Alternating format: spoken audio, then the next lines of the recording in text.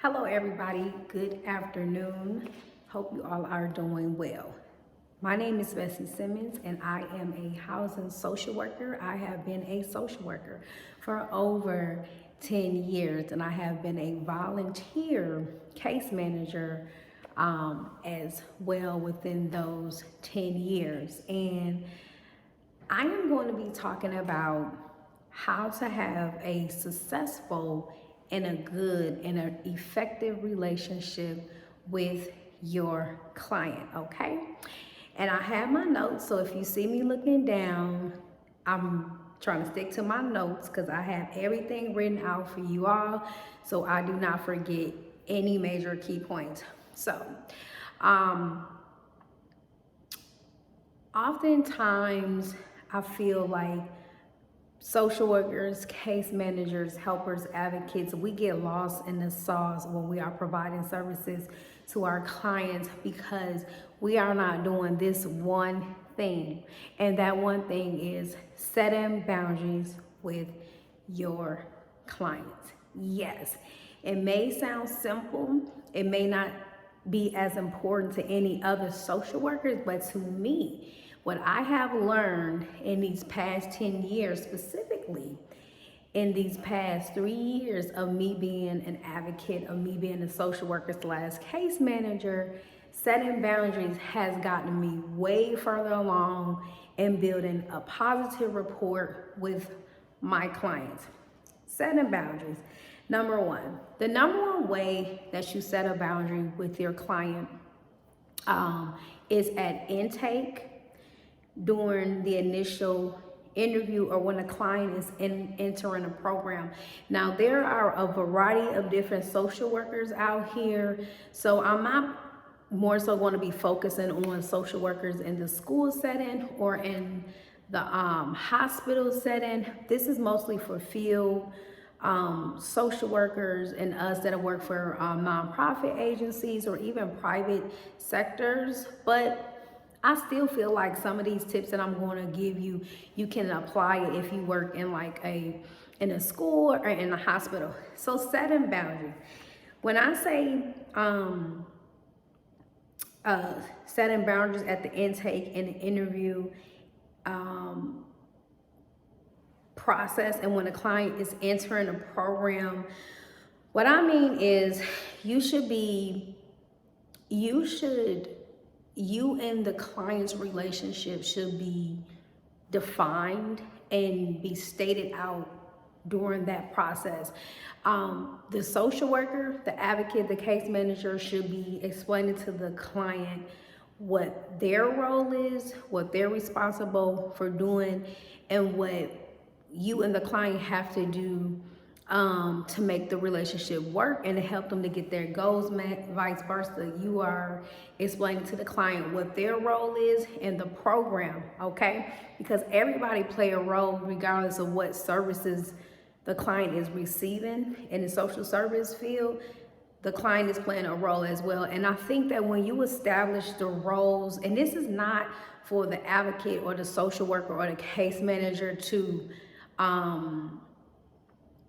have power or be controlling, it's just stating out what we're responsible for so we can have a healthy rapport, okay? So for an example, oh shoot, I should put my phone on it, on do not disturb. So for an example, prior to me being a social worker where I'm at now, I was working in a nonprofit agency where I had a caseload that was given to me. I was a permanent supportive housing case manager, and I was responsible for case managing 13 clients. So oftentimes, I would get new clients, and when I was getting new clients, I would have to do the intake to assess to make sure that the client is a good fit for the program. Client gets approved, client is in the program. So during that process, I'm explaining to the client, hey, I am your housing social worker, case manager, and I'm going to be responsible for making sure we tackle your budget together. We're going to make sure that your rent is paid. We're going to make sure that your utilities are paid. I'm going to be the one assisting you to get into your appointments to A and B. I'm going to be one advocating for you with your landlord if an issue comes up and you can't advocate for yourself, if you're having trouble, and then you are going to be the one telling me what needs you need to be met. You're going to let me know when you have issues with the landlord. You're going to let me know when you need a ride to get to your appointment, so everybody can be working together. Sorry, y'all, I may have to stop this because I am on my lunch break. I am working remote today and I have to take this call. 1 second. I am back, y'all. I'm so sorry about that, but you know how I be when you work a remote, when you be on your breaks. You gotta do what you gotta do. So back to setting the boundaries. The other thing that I have on here in regards to setting the boundaries that will help you and the client to stay on course with the roles that each other play and what you're responsible for is establishing a program plan and goals. Like typically when a person comes into a program, or even when they've been in a program for a little while, it's good to revisit what the client's goals are every 6 months or once a year, so we can work towards those goals, so everybody can just be, you know, clear on what we're all doing. Okay. The next thing the next setting boundary point that I want to make is being clear on your working hours. This one is really important, especially for you new social workers, you new case managers. Being clear on when you're in the office and when you're not in the office, okay? Because a lot of times I feel like in social work, we always want to meet the client's needs, or we're always worried that something is wrong with them. So we're quick to answer the phone when we know we shouldn't be answering the phone, like on the weekends. Like my job right now is 9 to 5. Monday through Friday. I am not picking up the phone on a Saturday or a Sunday. I'm just not, okay? You call me during the working hours, and if I don't pick up, if you call me after hours, I will get back to you. I will get back to you the following day. The reason why this is important because it will prevent burnout. It lets the client know the perimeters of when you are in the office and when you're not in the office, because when you off the clock, you're not working. You're not working. You know what I'm saying? So it's just best to let the client know when you're available and when you're not available. It will save a whole lot of trouble in the future. And as bad as you will want to pick up that phone on a Saturday, a Sunday, don't. You know, if it's an emergency, typically when you get into a program, clients are giving numbers on who to call, and when they can't reach you as a case manager, social worker, case manager, and they're giving emergency numbers if you're sick, or if you are suicidal, or if you need to speak to somebody, if you need to vent. Those are the numbers that you give them. So you tell the client, these are my working hours. If you are suicidal, here is the suicide hotline number. And if you feel like depressed or you need to talk to somebody like soon, here is a 24-hour hotline call center that you can call to help you to work through that crisis. Or you can give them a crisis hotline number. And you pretty much tell them to call 911 if they feel sick, okay? Because a lot of times it's a whole lot of things that a social worker case manager cannot do after hours, and you just give them those referrals and tell them who to call when they are having an emergency or if they are having a crisis. Lastly, the next boundary that I feel like should be set as a case manager, social worker, when working with clients, is do not give clients money. Yeah. Do not. give clients money, and do not accept money. Okay, it is especially it's just not ethical. You know, I don't know what the schools are teaching people now, but I know I went to school for counseling and we were taught to not accept money from clients or gifts or anything over $5. Now, I know some agencies would say, okay, you can take the gift, you can take a cup of coffee as long as it does not exceed $5. Some agencies, like the agency where I'm at now, we can't take any type of gifts from clients. No type of monetary gifts. This is big no. We can't do that at the agency, okay?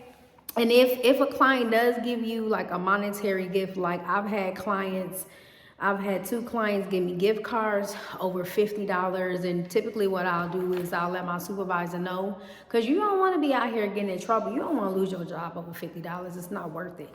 You know what I'm saying? And you just want to be ethical. You know, you want to be professional. You know, as hard as it may get, you know, financially for us social workers, you know, hard as you may want to use that gift card, you can't. So I will let my supervisor know, client X, Y, and Z gave me a gift card for $50. Here's a gift card, and then supervisor decides what she want to do with it. I know that those two gift cards that I was given, sometimes we have petty cash on hand in the office, and sometimes we have gift cards on hand in the office, and we just threw those gift cards in that pile. And then whatever client needed it, then that's, you know, they might need it for laundry, they might need it for food, and that's where that gift card that I was given would come into use. It's not only an ethics issue, it's you don't want to be blamed for nothing, and you don't want to make it a habit. Okay, I'll sit here and I'll admit that in the beginning, I've given clients money before, and you know what happened? I'm gonna tell you what happened. The next week they want to get $5. The next week they need to buy $5. Well, the following week they need to borrow $50 to get an outfit for a work interview and stuff, and it's just not good. Because they're going to get used to it. You're going to be a dependent. You're going to be somebody that they lean on in the future to help them get out of a rut or to help them get their needs met. And you just don't want to get caught up in that. You don't want to get caught up in that. At my last job, I had a client ask me for money. You know, he asked me for $10, and I can't, you know, he goes, Miss Bessie, you know, come on, let me borrow $10. I really, really, really need this $10. I'm like, I'm so sorry, but we can't, and be clear, you know, I'm so sorry, but our agency, we have policies where we can't give client money. Oh, Miss Bessie, it's cool. I know you can't give me no money. I won't tell nobody. Sorry. We can't do it. What I say, what you can do, if they need money for food or something for real, try and find another agency that can get them petty cash. You know, try and see. Sometimes we have funds laying around in the office, petty cash. I ask my boss, like, hey, X, Y, and Z, they need $5 to get a bus ticket to get on the metro to get to work tomorrow until they get paid, you know, something like that. Just try to find other ways to advocate or find other ways for the client to get that money, but don't give any money, okay? If a client gives you a box of donuts or a type of food in an excessive amount of items, like a box of donuts, cookies, crackers, whatever, coffee, whatever, take it back to your coworkers and you and your team can share, okay? It just, you know, just set strict boundaries on that. So, number one, be clear on the roles that you and the client both play. You know what I'm saying? The social worker, consultation manager case manager should be clear on what they do, and the client should be clear on who they are and what they are responsible for doing. And remember, it's a program. You and the client have to work together. 2, set boundaries with being clear on your hours that you work in the office from what time to what time, and provide the client with emergency contacts that they will need in the midst of a crisis or if they feel suicidal. And thirdly, do not give clients money. Period. Okay. Well, I hope that this information helps you. If you like this type of content, if you are a new supervisor, drop me give me a high five if you like this type of material that this content that I just talked about, and leave me a question. Let me know if there's something else that I can talk to you about. If you are a new social worker, even if you are a current counselor case manager, I could probably help you maneuver through a situation that you're dealing with or have dealt with. Please don't forget to like, share, comment, and subscribe. I really, really appreciate it. Y'all be good. Talk to you later.